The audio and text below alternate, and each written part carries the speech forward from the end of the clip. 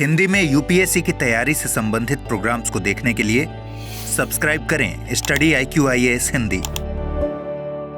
जम्मू कश्मीर में एक बार फिर से आतंकी हमला हुआ है और ये कहते हुए मुझे बहुत दुख होता है कि जम्मू कश्मीर, जहां कुछ समय से ऐसा लग रहा था कि अब शांति की स्थिति बहाल होगी, शांति अब कायम हो सकती है, लेकिन इन दिनों फिर से ये जो आतंकी हमलों की सक्रियता है ये बढ़ गई है और ये और अधिक तब चिंता पैदा कर रही है जबकि अभी हालिया आतंकी हमले ने जम्मू कश्मीर में एक इंफ्रास्ट्रक्चरल प्रोजेक्ट को निशाना बनाया है। और जानते हो आप लोग, ये जो घटना है, ये जो हमला है, ये कितना अधिक खतरनाक है। जम्मू कश्मीर में पहली बार किसी अवसंरचनात्मक प्रोजेक्ट को निशाना बनाया गया है। मामूली बात नहीं है भाई। किसी भी जगह पर, किसी भी देश के अंतर्गत यदि किसी इंफ्रास्ट्रक्चरल प्रोजेक्ट को निशाना बनाया जाता है तो वो वहां की सरकार को सीधे सीधे चुनौती देने जैसा है। आपने सुना होगा ना कि यूक्रेन और रूस के बीच में जो युद्ध की स्थिति बनी हुई है, तो रूस ने यूक्रेन के कुछ खास हिस्सों को नुकसान पहुंचाया, उसके रणनीतिक क्षेत्र को नुकसान पहुंचाया, या फिर इजराइल और गाजा पट्टी में हमास के बीच में जो युद्ध हो रहा है वहां पर भी कुछ इस तरीके की कवायदें की गई।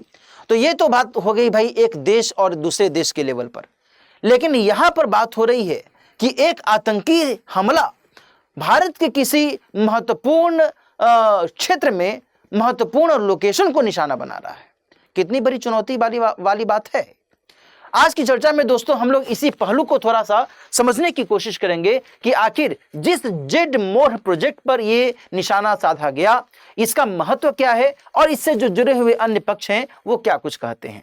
इस सभी पर हम लोग विस्तार से बातचीत करेंगे, लेकिन आगे बढ़ने से पहले मैं आपको ये भी बता दूं कि यदि आप सिविल सेवा परीक्षा 2027 के मद्देनजर विचार कर रहे हैं, अभी आपको लगता है कि हाँ अभी हमारे पास में पर्याप्त समय है, हम बेहतर तरीके से आसानी से तैयारी कर सकते हैं, या फिर आपको ऐसा लग रहा है, ऐसा डर लग रहा है कि भाई आपकी तो पूरी तैयारी है ही नहीं, आपने न फिजिक्स सही तरीके से पढ़ा है, न केमिस्ट्री में आपकी समझ सही हो पा रही है, न ही इतिहास, भूगोल या फिर राज्य व्यवस्था में आपकी समझ सही हो पा रही है, और आपने ड्रीम देखा है कि हम IAS बन जाए, हम IPS बन जाए। तो ऐसे में इस ड्रीम को कैसे फुलफिल किया जा सकता है? इसे फुलफिल करने का एक बेहतर तरीका यह है कि आप इन सभी विषयों को विस्तार से, अच्छे तरीके से, समझदारी के साथ पढ़ें और उसमें जल्दबाजी न करें, बहुत इत्मीनान से, आराम से पढ़ें। और इसी के मद्देनजर इस लॉन्ग टर्म बैच 2027 की शुरुआत की जा रही है। इसकी शुरुआत 28 अक्टूबर से शाम में 6 बजे से हो रही है दोस्तों। इसकी खासियत दरअसल यही है कि आपको इसमें रत्ती भर भी संकोच करने की जरूरत नहीं है। आपकी हर समस्या का समाधान यहां पर इस बैच के जरिए आपको मिल सकता है, जिसके जरिए आप कॉन्फिडेंटली सिविल सेवा परीक्षा की तैयारी बहुत ही बेहतर तरीके से कर सकते हैं। इसके लिए आप at present mega festival sale के माध्यम से दिलीप लाइव कोड का इस्तेमाल करते हुए एडमिशन ले सकते हैं, जिसमें फी बहुत ही अफोर्डेबल है। 32,999 रुपए में राइट नाउ आप इस कोर्स से जुड़ सकते हैं। इसके माध्यम से आप अपनी GS की संपूर्ण तैयारी बिना किसी हिचकिचाहट के आराम से, आसानी से कर सकते हैं, घर बैठे कर सकते हैं। तो आपका स्वागत है इस खास बैच के अंतर्गत, जिसके जरिए आप अपनी GS की तैयारी को और मजबूत बना सकते हैं। सामने मैंने ये मानचित्र मेंशन किया हुआ है, जहां पर 2 महत्वपूर्ण टनल्स को इंडिकेट किया गया है। एक जो टनल है जेड मोर टनल है, टनल मतलब सुरंग, और दूसरा जो टनल है यह है जोजिला टनल। दोस्तों ध्यान रखिएगा कि ये दोनों ही जो सुरंग हैं बहुत अपने आप में महत्वपूर्ण है। जो जेड मोर टनल है ये श्रीनगर को सोनमर्ग से जोड़ता है। इसका नाम जेड जो है, आपको लग रहा होगा कि सर ये जेड क्यों लिखा गया है, Y, X या ABC आदि क्यों नहीं लिखा गया है। दरअसल यहां पर जहां ये सुरंग बनाया जा रहा है वहां पर जो स्थिति है वो कुछ इस तरीके के मोड की है ना, कुछ इस हिसाब से ये जो अवस्थिति है ये बनाई हुई है। इसी कारण से, इसी आकृति के कारण इसे जेड मोर टनल कहा जाता है। आप कभी सड़क पर जाते होंगे तो और ऊपर से पर्वतीय इलाकों में तो कुछ इस तरीके से मोर आपको दिखते ही होंगे ना, कि कुछ टेढ़े मेढ़े टाइप के हैं। तो कुछ इसी तरीके की जो स्थिति है यहाँ पर इस पार्टिकुलर रीजन में, इस सुरंग के पास में है, और इसी के आधार पर इसे एक विशेष नाम से संबोधित किया गया है। ये टनल अपने आप में इसलिए महत्वपूर्ण है क्योंकि इसे कनेक्ट किया जा रहा है जोजिला टनल से। जो जोजिला टनल है बच्चों, ये दिसंबर 2026 तक संपूर्ण होने की संभावना है। इसकी पूरी तरीके से इसका जो पूरी तरीके से निर्माण है ये इस समय तक हो जाएगा। ये जो टनल है ये लगभग 12,000 फीट की ऊंचाई पर बनाया जा रहा है, 12,000 फीट की ऊंचाई पर। और चूंकि इसी टनल से ये जो जेड मोरह टनल को कनेक्ट किया जाएगा तो इससे श्रीनगर से होते हुए और देन फिर जो द्रास सेक्टर है, आप यहां पर देख रहे हैं ये लद्दाख वाला इलाका है, इस पार्टिकुलर क्षेत्र तक जो संपर्क है वो बेहतर बनाया जा सकता है। और इसका एक अपना रणनीतिक महत्व है, आगे हम लोग इसकी चर्चा करेंगे। दोस्तों ध्यान रखिएगा कि इसी टनल को लेकर के जो अभी खबर आ रही है कि यहां पर आतंकवादियों के द्वारा हमला किया गया और 7 लोगों को जान से मार दिया गया। अलग अलग राज्यों से जुड़े हुए वो लोग यहाँ पर काम कर रहे थे। कोई पंजाब से जुड़ा हुआ था, कोई मध्य प्रदेश से जुड़ा हुआ था और कोई बिहार से जुड़ा हुआ था। समझिए कि अवसंरचनात्मक प्रोजेक्ट को निशाना बनाया जा रहा है और ये जो हमला किया गया है ये लश्कर तैयबा से जुड़ा हुआ एक आतंकी संगठन है, एक आतंकी यूनिट है जिसने अपना नाम बताया है TRF यानी द रेजिस्टेंस फ्रंट। और इसी द रेजिस्टेंस फ्रंट के द्वारा इस हमले को अंजाम दिया गया। Getting it? आ रही है बात समझ में? तो किस तरीके से ये जो इंफ्रास्ट्रक्चरल प्रोजेक्ट है इसे नेस्तनाबूद करने की कोशिश की गई, या फिर इसको लेकर के जो ये आतंकी हमला है वो क्या संकेत करता है? वो यही संकेत करता है ना कि भारत सरकार को हम चुनौती दे रहे हैं कि हम आपकी अवसंरचनात्मक प्रोजेक्ट से संबंधित जो गतिविधियां उसको भी हम नुकसान पहुंचा सकते हैं, है कि नहीं? तो यहां पर इस बात को समझने की जरूरत है। दोस्तों जैसा कि मैंने अभी आपको बताया भी कि जोजिला टनल प्रोजेक्ट का यह हिस्सा है। शुरू में जो बॉर्डर रोड ऑर्गेनाइजेशन है, सीमा सड़क संगठन, उसके द्वारा इसका संचालन साल 2012 में शुरू किया गया था। देन आफ्टर इसे राष्ट्रीय राजमार्ग एवं अवसंरचना विकास निगम लिमिटेड के द्वारा अपने निगरानी में रखा गया, अपनी जिम्मेदारी में इसका संचालन किया गया। इस सुरंग से संबंधित जो भी गतिविधियां थी इसको देखा गया। देन आफ्टर उत्तर प्रदेश के ही एक इंफ्रास्ट्रक्चरल कंपनी APCO के नेतृत्व में इस सुरंग का निर्माण कार्य चल रहा था।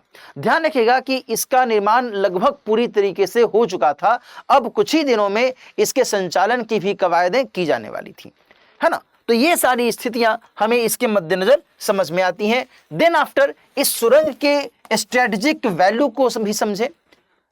सबसे महत्वपूर्ण तो यह है कि श्रीनगर, द्रास सेक्टर, कारगिल वाला जो इलाका है, लेह वाला जो इलाका है, इनके बीच में एक कनेक्टिविटी का एक बड़ा माध्यम ये देखा जा सकता है। इसके अलावा सैन्य कर्मियों की लद्दाख सीमा तक आसान पहुंच और साथ ही जो सैन्य साजो सामान है उसकी भी आसान पहुंच में इसकी भूमिका देखी जा सकती थी। साजो सामान की पहुंच, है ना? इसके अलावा जो सैन्य साजो सामान आदि या फिर सैन्य टुकड़ियों को ऊपर के इलाके तक, ऊंचाई वाले इलाके तक पहुंचाने में जो खर्च आता है उसमें भी कमी आ सकती है। वायुयान के माध्यम से इन सभी को वहां तक ले जाया जाता है, खतरा हमेशा बना रहता है कि नहीं? दुर्घटना की स्थिति बनी रहती है और साथ ही वायुयान के माध्यम से आवाजाही करने में ज़्यादा खर्च होता है। तो सड़क के माध्यम से और सुरंग के जरिए इसको जोड़ करके खर्च में पर्याप्त तौर पर कमी भी लाई जा सकती है। इन सब के अलावा जो इस सुरंग का एक अलग महत्व है वो ये कि पर्यटन के दृष्टिकोण से भी इसे देखा जा रहा है। पर्यटन के दृष्टिकोण से महत्व, पूछिए कैसे? देखो, जो सोनमर्ग है, यहाँ पर फिर से मैं आपको लोकेशन दिखाऊं, जो ये सोनमर्ग वाला इलाका है, यहाँ पर सामान्य तौर पर बर्फबारी की स्थिति बनी रहती है। भाई 8500 फीट की ऊंचाई पर है ये, तो ऐसे में बर्फबारी होना तो स्वाभाविक है। और बर्फबारी यदि ज़्यादा होगी तो यहाँ पर से जो भी सड़क मार्ग गुजर रहा है तो वो चलायमान होगा या फिर आवागमन में दिक्कत होगी, ट्रैफिक में दिक्कत होगी, और पर्यटन बहुत अधिक होता है। तो ऐसे में सालों भर इस क्षेत्र में लोगों की आवाजाही बने रहे, पर्यटन बेहतर तरीके से चलता रहे, इन सभी को मद्देनजर रखते हुए भी ये जो सुरंग है इसका निर्माण किया जा रहा है ना। और ऐसे में इस तरीके से अवसंरचनात्मक प्रोजेक्ट को नुकसान पहुंचाना निश्चित तौर पर भारत की अर्थव्यवस्था, भारत की अपनी छवि और जम्मू कश्मीर में जो एक शांति का वातावरण है इसको नुकसान पहुंचाने की कोशिश करना, इन सब एंगल्स से इस स्थिति को समझने की ज़रूरत है। हम सभी जानते हैं दोस्तों कि जब 5 अगस्त 2019 को जम्मू कश्मीर और लद्दाख के कंटेक्स्ट में एक बहुत बड़ा निर्णय लिया गया, जम्मू कश्मीर से जो अनुच्छेद 370 को एब्रोगेट किया गया, इसे यूनियन टेरिटरी बनाया गया। अभी हाल ही में यहाँ पर विधानसभा चुनाव भी आयोजित किया गया। एक शांति का वातावरण बनाने की लगातार कोशिशें चल रही हैं, और इस बीच जो लगातार हमले हाल के समय में हुए हैं जम्मू वाले क्षेत्र में और कश्मीर के घाटी वाले क्षेत्र में, जो स्थितियां फिर से तनावपूर्ण होने लगी हैं, वो क्या दर्शाती हैं? वो ये दर्शाती हैं कि भारत सरकार और जम्मू कश्मीर सरकार के स्तर पर एक दूसरे के साथ, सुरक्षा एजेंसियों के साथ आपस में समन्वय बनाते हुए जो ये स्थितियां हैं, जो ये चुनौतियां हैं, इसका निदान करने की कोशिश करनी होगी, और तभी जाकर के जो वाजिब हल है वो निकाला जा सकता है। Getting it? तो आज की चर्चा में हमने इस बिंदु को विस्तार से समझने की कोशिश की है। क्या क्या इससे जुड़े हुए अन्य पक्ष हैं, क्या इसका महत्व है, किसने हमला किया, क्यों इस हमले को एक अलग एंगल से समझने की ज़रूरत है, तो इन सभी को आपने समझा। आज की चर्चा इस टॉपिक पर हम लोग यहीं पर रोकते हैं। अब एक और महत्वपूर्ण सूचना मैं आपको दे दूं, जो मैंने आपको पहले भी बताया कि लॉन्ग टर्म 2027 बैच की शुरुआत हो रही है 28 अक्टूबर से शाम में 6 बजे से।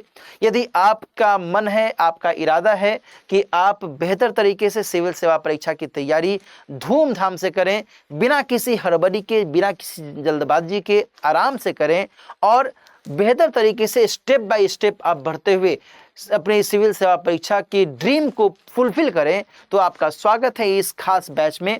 दिलीप लाइव कोड का इस्तेमाल करते हुए right now mega festival sale का लाभ उठाते हुए मात्र 32,999 रुपये में इस कोर्स को ज्वाइन कीजिए और अपने सपने को साकार करने के लिए आगे बढ़िए। इसके अलावा एक और जानकारी मैं आपको दे दूं कि यदि आप सिविल सेवा परीक्षा से संबंधित पुस्तकों को खरीदना चाहते हैं, साथ ही आप जो पाठ्यक्रम होता है यूपीएससी का, जो प्रीवियस ईयर्स क्वेश्चंस होते हैं, जो मानचित्र आदि होते हैं, जो नोट पैड वगैरह होता है, इन सब को यदि आप खरीदना चाहते हैं तो आप इस सिलेक्शन बॉक्स को परचेज कर सकते हैं दिलीप लाइव कोड का इस्तेमाल करते हुए मात्र 4,999 रुपये में मेगा फेस्टिवल सेल के खास मौके पर। ये जो अवसर है आपको मिल रहा है, इसके जरिए आप अपनी सिविल सेवा परीक्षा से संबंधित जो भी महत्वपूर्ण पुस्तकें हैं ये आप खरीद सकते हैं, और साथ ही इसके जरिए आप अपनी तैयारी को और बेहतर से बेहतर कर सकते हैं। आप यदि मुझसे जुड़ना चाहते हैं, आपकी कोई क्वेरी है, तो आप इस मेल आईडी के जरिए मुझसे जुड़ सकते हैं, कोई भी सवाल आप पूछ सकते हैं। आप इस टेलीग्राम आईडी को सब्सक्राइब कर लीजिए, यहाँ पर भी मैं नियमित तौर पर कुछ न कुछ जानकारियाँ देता रहता हूँ। मिलते हैं फिर नए टॉपिक के साथ, नई चर्चा के साथ। अपना ख्याल रखिए। All the best. हिंदी में यूपीएससी की तैयारी से संबंधित प्रोग्राम्स को देखने के लिए सब्सक्राइब करें स्टडी IQ IAS हिंदी।